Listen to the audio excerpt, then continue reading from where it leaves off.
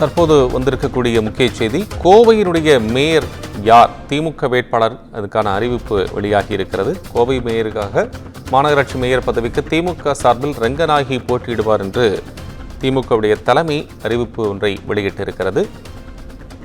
சமீபத்தில் கோவை மேயர் கல்பனா தனது பதவியை ராஜினாமா செய்திருந்தார். இந்த சூழ்நிலையில் ரங்கநாயகி கோவை மாநகராட்சியினுடைய 29வது வார்டு கவுன்சிலராக இருக்கின்றார். அவர் அந்த பதவிக்கு, மேயர் பதவிக்கு போட்டியிடுவார் என்று அறிவிப்பு வெளியாகி இருக்கிறது. ஏற்கனவே அமைச்சர் KN நேரு அப்பகுதியில் முகாமிட்டிருக்கிறார். இந்த சூழ்நிலையில் இன்று இதற்கான அறிவிப்பு வெளியாகும் என்று எதிர்பார்க்கப்பட்டிருந்தது. நேற்றைய தினம் நெல்லை மாவட்டத்தினுடைய மேயர் அறிவிக்கப்பட்டிருந்தார்.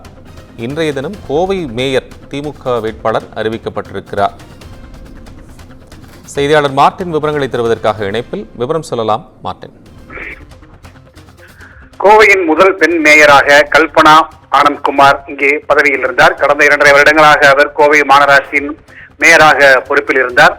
உடல்நிலை சரியில்லை என்ற காரணம் கூறி அவர் தனது ராஜினாமா கடிதத்தை கோவை மாநகராட்சி ஆணையாளர் சிவகுரு பிரபாகரனிடம் ஒப்படைத்தார். இதனைத் தொடர்ந்து அவர் மாவட்ட ஆட்சியர் மூலமாக இது நகராட்சி ஆணையருக்கு அனுப்பி வைக்கப்பட்டது. இதனை அறிந்து கொண்ட தேர்தல் ஆணையம் தற்சமயம் கோவையில் இருக்கக்கூடிய மேயருக்கான தேர்தலை நாளை ஆகஸ்ட் 6ஆம் தேதி அறிவித்திருந்தது.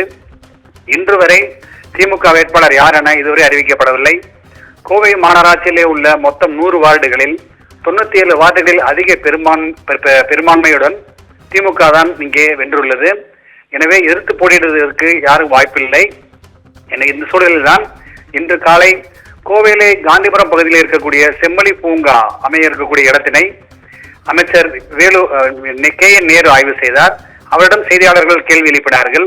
நாளை நடைபெற உள்ள தேர்தலில் திமுகவின் மேயர் வேட்பாளர் யார் என எழுப்பிய கேள்விக்கு இன்னும் சற்று நேரத்தில் தலைமை அறிவிக்கும் என்று கூறியிருந்தார். இதனிடையேதான் கோவையில் நாளை நடைபெற இருக்கும் தேர்தலில் திமுக வேட்பாளராக 29வது வார்டு கவுன்சிலராக இருக்கக்கூடிய ரங்கநாயகி அறிவிக்கப்பட்டுள்ளார்.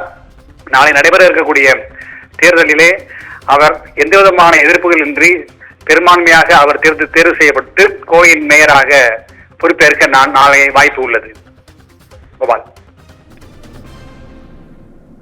உங்களது விவரங்களுக்கு நன்றி மார்ட்டின்.